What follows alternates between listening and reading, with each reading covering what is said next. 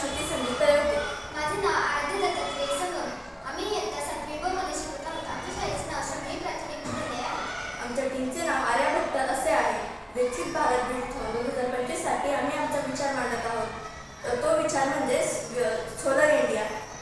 ग्रामीण भागात विजेअभावी अनेक समस्या निर्माण होतात. याच पार्श्वभूमीवर आम्ही आमचा प्रकल्प तयार केला आहे.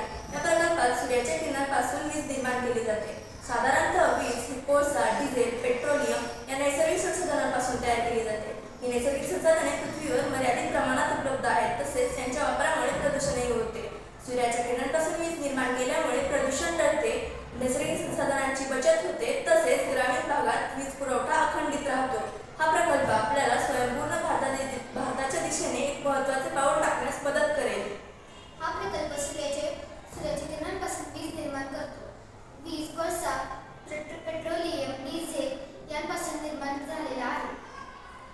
सूर्याच्या किरणांपासून मिळवलेल्या या विजेपासून निर्माण झालेला आहे. त्यामुळे हे प्रदूषणमुक्त आहे.